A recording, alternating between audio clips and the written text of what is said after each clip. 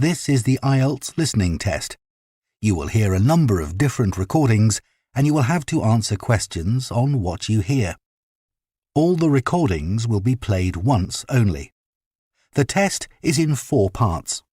At the end of the test, you will be given 10 minutes to transfer your answers to the answer sheet. Part 1. You will hear a woman called Jan phoning a man about their local conservation group. First, you have some time to look at questions 1 to 5.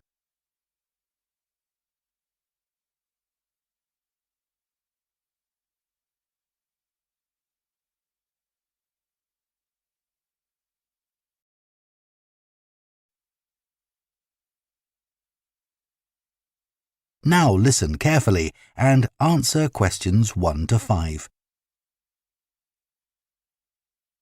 Hello? Oh, hello. My name's Jan. Are you the right person to talk to about the Buckworth Conservation Group? Yes, I'm Peter. I'm the secretary. Good. I've just moved to this area and I'm interested in getting involved. I was in a similar group where I used to live. Could you tell me something about your activities, please? Of course. Well, we have a mixture of regular activities and special events. One of the regular ones is trying to keep the beach free of litter. A few of us spend a couple of hours a month on it, and it's awful how much there is to clear. I wish people would be more responsible and take it home with them. I totally agree. I'd be happy to help with that. Is it okay to take dogs? I'm afraid not, as they're banned from the beach itself. You can take them along the cliffs, though, and children are welcome. Right. We also manage a nature reserve, and there's a lot to do there all year round. For example, because it's a popular place to visit, we spend a lot of time looking after the paths and making sure they're in good condition for walking. I could certainly help with that. Good. And we have a programme of creating new habitats there. We've just finished making and installing nesting boxes for birds to use, and next we're going to work on encouraging insects. They're important for the biodiversity of the reserve. They certainly are. Oh, and we're also running a project to identify the different species of butterflies that visit the reserve. You might be interested in taking part in that. Sure. I was involved in something similar where I used to live, counting all the species of moths. I'd enjoy that. Another job we're doing at the reserve is replacing the wall on the southern side, between the parking area and our woodshed. It was badly damaged in a storm last month. Okay. Before you hear the rest of the conversation, you have some time to look at questions 6 to 10.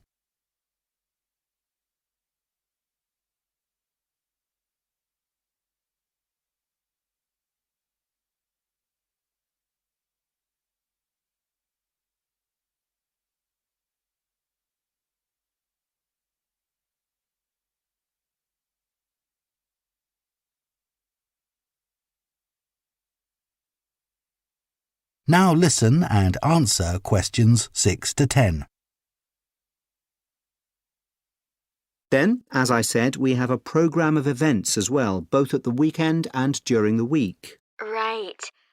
I presume you have guided walks. I'd like to get to know the local countryside as I'm new to the area. Yes, we do. The next walk is to Ruston Island a week on Saturday. We'll be meeting in the car park at Dunsmore Beach at low tide. That's when the sands are dry enough for us to walk to the island without getting wet. Sounds good. The island's a great place to explore. It's quite small and it's got a range of habitats. It's also an ideal location for seeing seals just off the coast or even on the beach. Okay. And is there anything we should bring? Like a picnic, for instance? Yes, do bring one, as it's a full-day walk.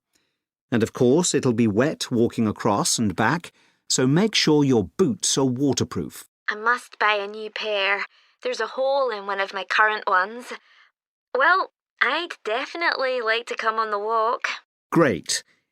Then later this month, we're having a one-day woodwork session in Hopton Wood.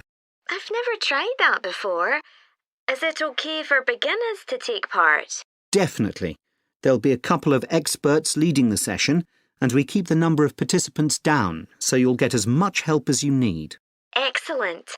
I'd love to be able to make chairs. That's probably too ambitious for one day.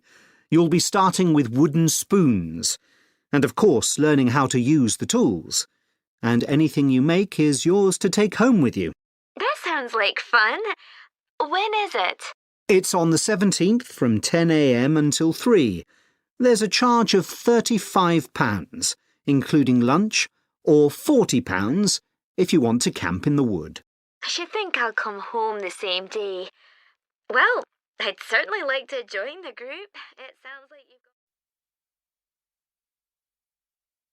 got... That is the end of Part 1.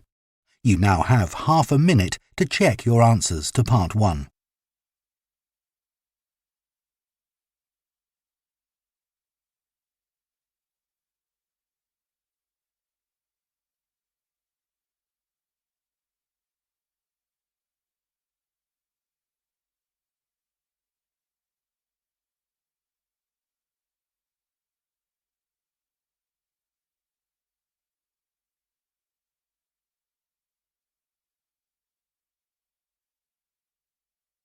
Part 2.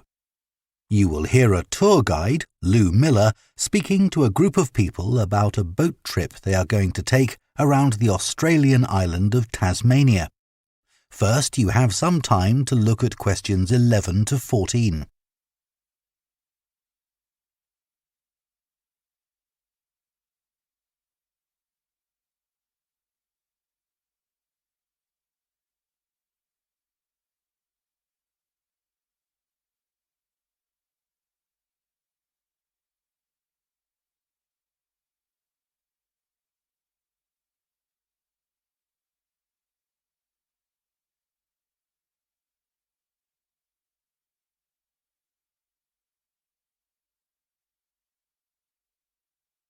Now listen carefully and answer questions 11 to 14.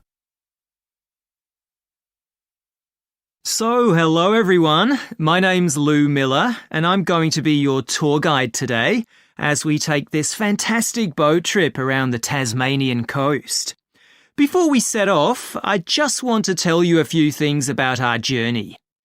Our boats aren't huge, as you can see. We already have 3 staff members on board, and on top of that, we can transport a further 15 people, that's you, around the coastline.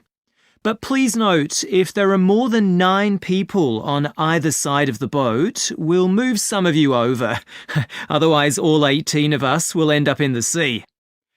We've recently upgraded all our boats. They used to be jet black, but our new ones now have these comfortable dark red seats and a light green exterior in order to stand out from others and help promote our company. This gives our boats a rather unique appearance, don't you think? We offer you a free lunchbox during the trip, and we have 3 types. Lunchbox 1 contains ham and tomato sandwiches. Lunchbox 2 contains a cheddar cheese roll. And Lunchbox 3 is salad-based and also contains eggs and tuna. All 3 lunchboxes also have a packet of crisps and chocolate bar inside. Please let staff know which lunchbox you prefer. I'm sure I don't have to ask you not to throw anything into the sea. We don't have any bins to put litter in, but Jess, myself or Ray, our other guide, will collect it from you after lunch and put it all in a large plastic sack. Before you hear the rest of the talk, you have some time to look at questions 15 to 20.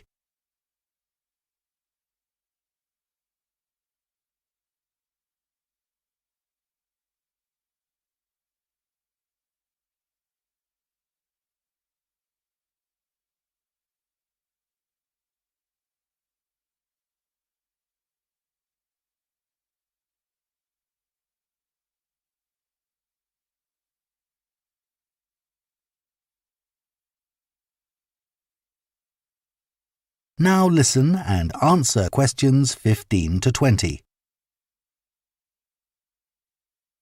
The engine on the boat makes quite a lot of noise, so before we head off, let me tell you a few things about what you're going to see.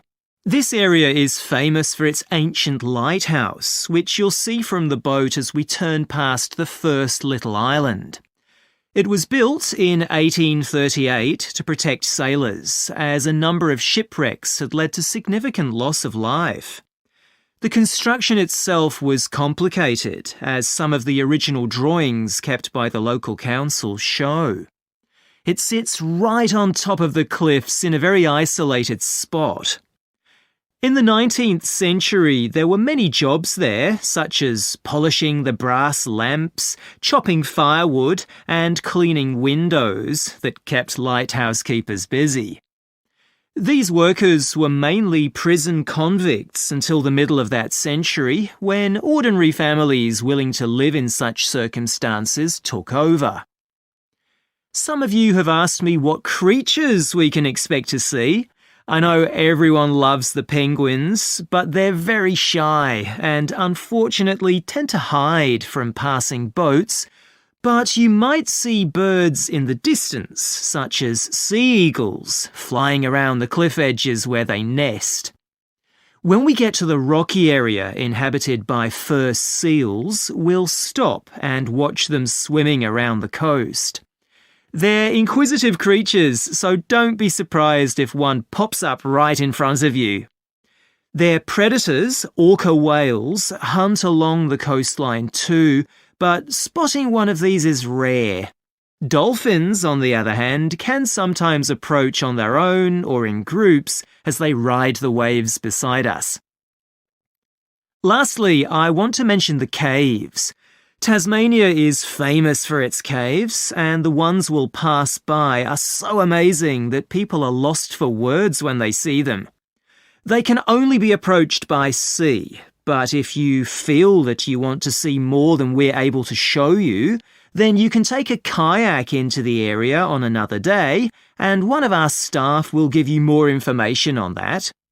What we'll do is to go through a narrow channel past some incredible rock formations, and from there we'll be able to see the openings to the caves, and at that point we'll talk to you about what lies beyond.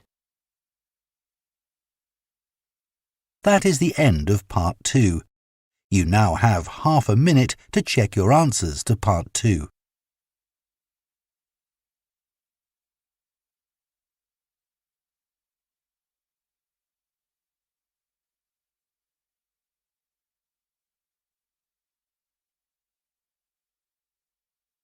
Part 3. You will hear two veterinary science students called Diana and Tim discussing their work placements and their course modules.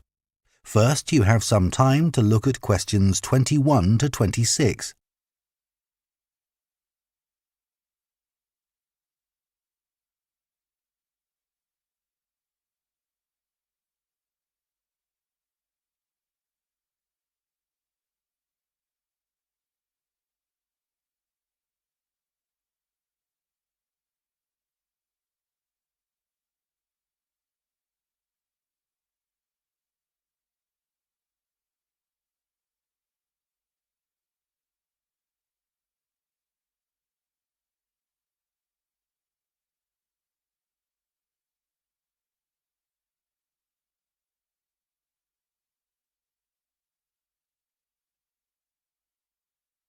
Now listen carefully and answer questions 21 to 26.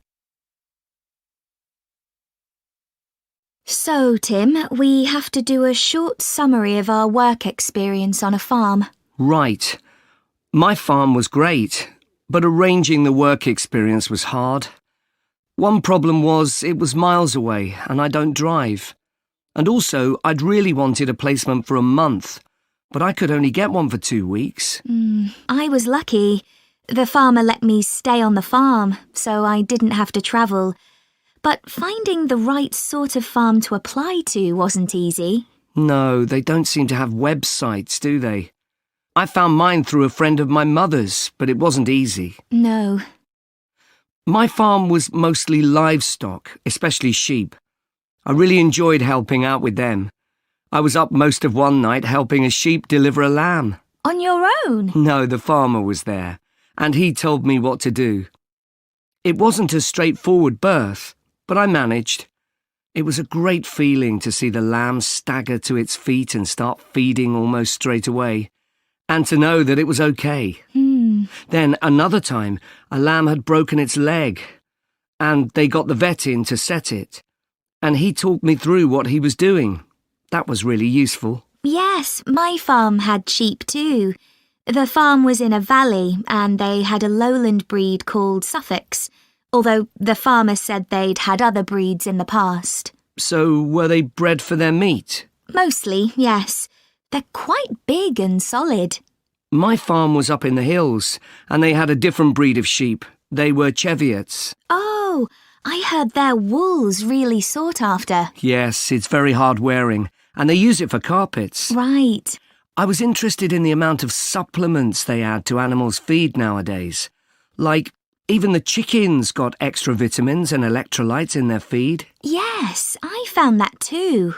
And they're not cheap. But my farmer said some are overpriced for what they are, and he didn't give them as a matter of routine, just at times when the chickens seemed to particularly require them. Yes, mine said the same.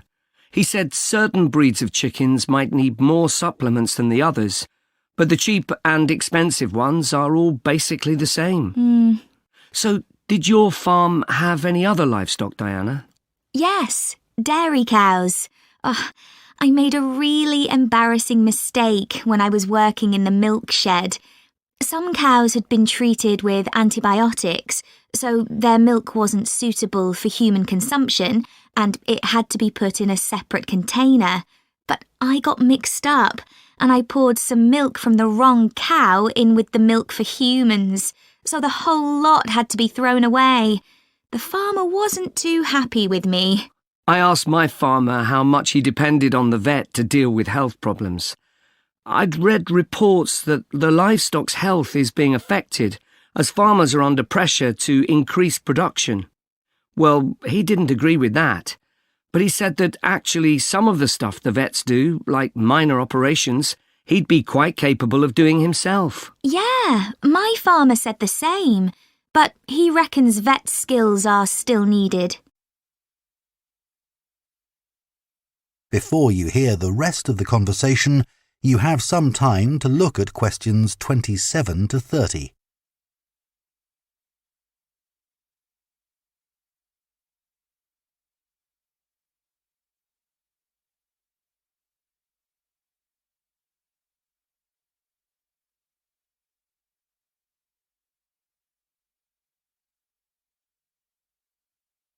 Now listen and answer questions 27 to 30. Now we've got to give a bit of feedback about last term's modules. Just short comments, apparently. Shall we do that now? OK, so medical terminology. Well, my heart sank when I saw that, especially right at the beginning of the course, and I did struggle with it. I thought it'd be hard, but actually I found it all quite straightforward. What did you think about diet and nutrition? OK, I suppose. Do you remember what they told us about pet food and the fact that there's such limited checking into whether or not it's contaminated? I mean, in comparison with the checks on food for humans, I thought that was terrible. I think the module that really impressed me was the animal disease one, when we looked at domesticated animals in different parts of the world, like camels and water buffalo and alpaca. The economies of so many countries depend on these, but scientists don't know much about the diseases that affect them. Yes. I thought they'd know a lot about ways of controlling and eradicating those diseases, but that's not the case at all. I loved the wildlife medication unit. Things like helping birds that have been caught in oil spills. That's something I hadn't thought about before. Yeah, I thought I might write my dissertation on something connected with that. Right. So, actually, I was thinking something along the same lines. That is the end of Part 3. You now have half a minute to check your answers to Part 3.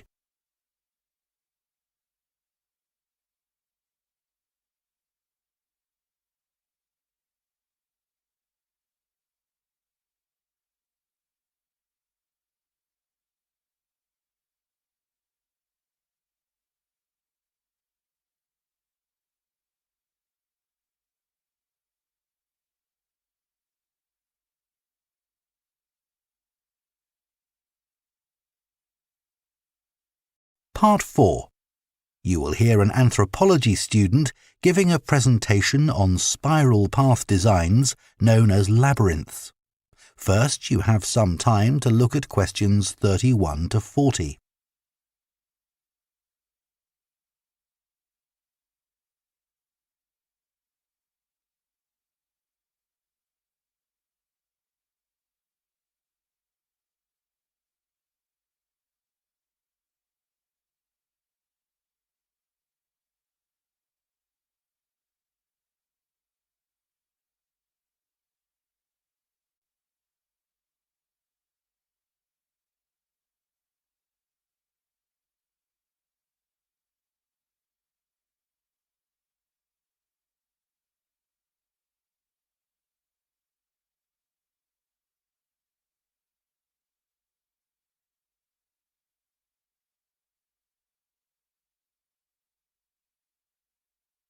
Now listen carefully and answer questions 31 to 40.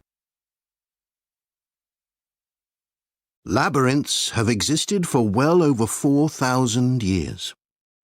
Labyrinths and labyrinthine symbols have been found in regions as diverse as modern-day Turkey, Ireland, Greece, and India. There are various designs of labyrinth, but what they all have in common is a winding spiral path which leads to a central area. There is one starting point at the entrance, and the goal is to reach the central area. Finding your way through a labyrinth involves many twists and turns, but it's not possible to get lost, as there is only one single path. In modern times, the word labyrinth has taken on a different meaning and is often used as a synonym for a maze. A maze is quite different, as it is a kind of puzzle with an intricate network of paths. Mazes became fashionable in the 15th and 16th centuries in Europe and can still be found in the gardens of great houses and palaces. The paths are usually surrounded by thick, high hedges so that it's not possible to see over them. Entering a maze usually involves getting lost a few times before using logic to work out the pattern and find your way to the centre and then out again. There are lots of dead ends and paths which lead you back to where you started. The word maze is believed to come from a Scandinavian word for a state of confusion. This is where the word amazing comes from. Labyrinths, on the other hand, have a very different function. Although people now often refer to things they find complicated as labyrinths, this is not how they were seen in the past. The winding spiral of the labyrinth has been used for centuries as a metaphor for life's journey. It served as a spiritual reminder that there is purpose and meaning to our lives, and helped to give people a sense of direction. Labyrinths are thought to encourage a feeling of calm, and have been used as a meditation and prayer tool in many cultures over many centuries. The earliest examples of the labyrinth spiral pattern have been found carved into stone, from Sardinia to Scandinavia, from Arizona to India to Africa. In Europe, these spiral carvings date from the late Bronze Age. The Native American Pima tribe wove baskets with a circular labyrinth design that depicted their own cosmology. In ancient Greece, the labyrinth spiral was used on coins around 4,000 years ago. Labyrinths made of mosaics were commonly found in bathhouses, villas, and tombs throughout the Roman Empire.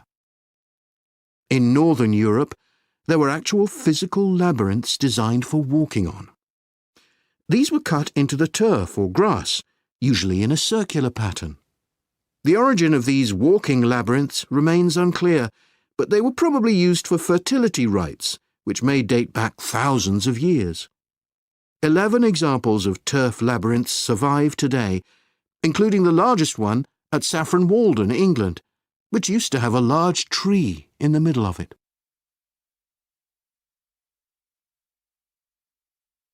More recently, labyrinths have experienced something of a revival.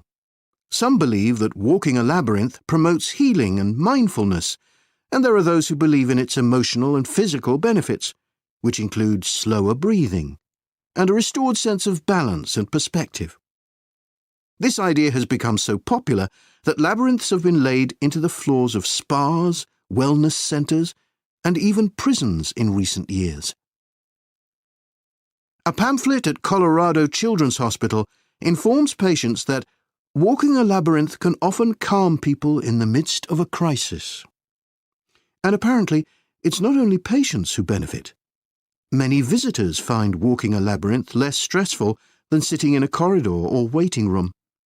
Some doctors even walk the labyrinth during their breaks.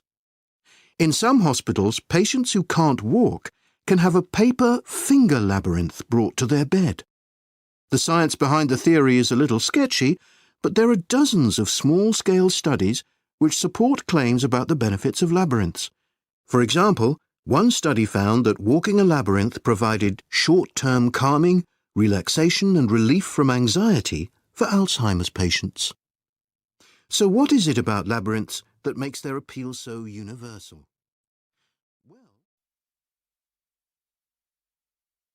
That is the end of Part 4. You now have 1 minute to check your answers to Part 4.